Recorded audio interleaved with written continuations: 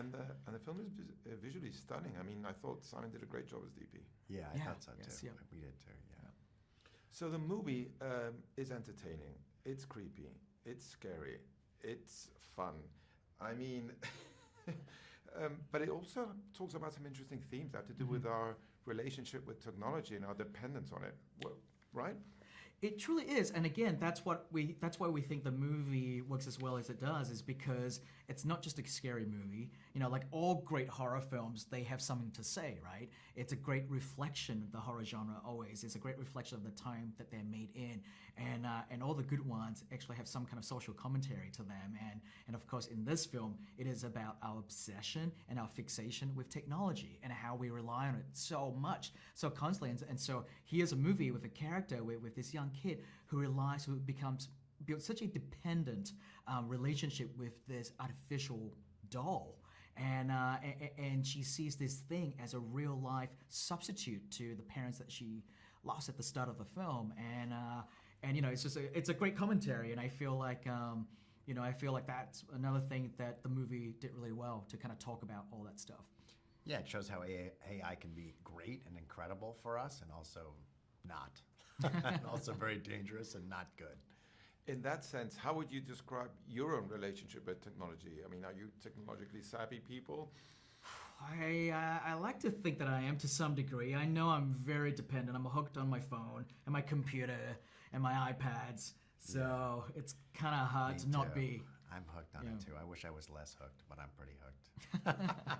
So here we have Atomic Monster and Blumhouse teaming up together. I think the fans are very excited about that. How did that all work out? Well, it worked out from when we first met and worked together through James directing the Insidious 1 and 2, and then producing and being very involved in all the movies going forward. Up to today, we're doing the fifth one. I remember when we actually, now people do this a lot, but you're like, we're calling it chapter, remember? We're calling it, Yes. And we've worked on we've developed various things over the years, but I've always been, I've always had a great experience working with James, and I've always wanted to formalize it in one way or another, and hopefully we're on the road to doing that. And I think it'll be great for the two companies, and particularly great for the fans. Yeah, listen, there's no doubt that Jason's truly one of the smartest producers that I've had the opportunity to work with. When I went off to start Atomic Monster, one of the things I did was like, I'm going to copy what Jason's doing. I'll look over and go, I'm going to write this down. You know what I mean? Like, you copy from the best, right? And I've always admired what Jason did, and you know, and how, you know, he's got a very good instinct about things, and that's one of the things I love about him is he's very much an old school producer in the sense of, like, you know, he recognizes talent, he knows how to do it, but then he approaches it in a very modern way. And I like that, and I see that as a great sort of like model for me, and I, you know, I always said, oh, you know what, if I do Atomic Monster, I don't mind being, you know, like the bastard stepchild of what Jason's doing.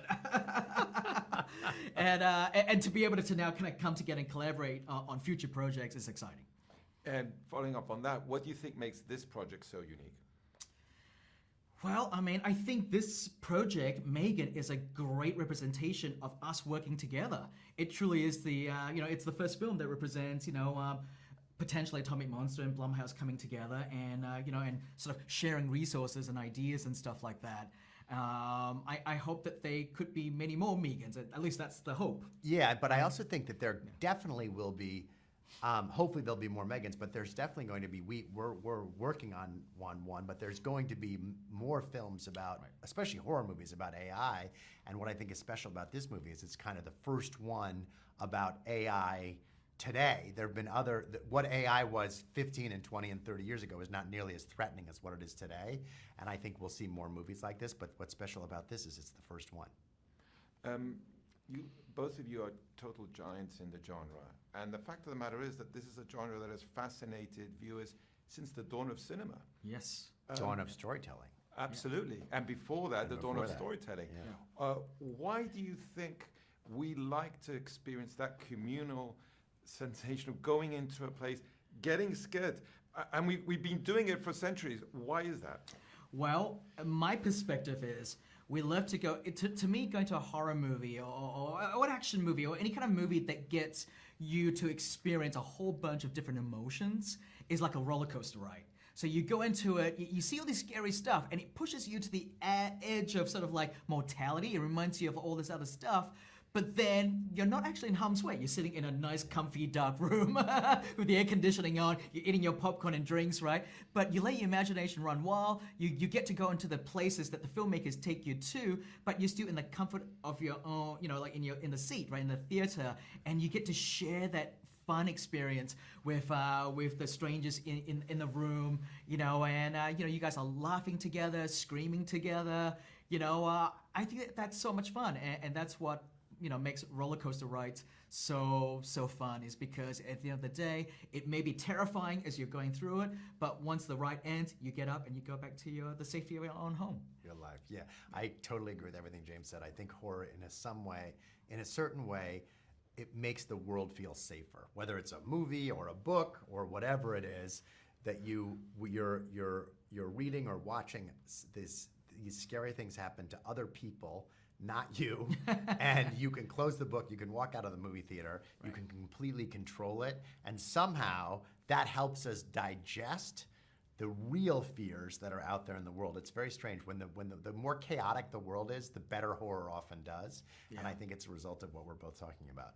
So just to wrap up and following up on what you were saying, Jason, what scares you in real life? Yeah, the real world. The real world. I've always said everything in the real world. I always said Donald Trump. And he's still scary. He's still scary. He's this much less scary today, but he's still scary. He hides in Jason's closet at night. Does. And he peeks out. Like, when I close my eyes, that's who I see in my nightmares.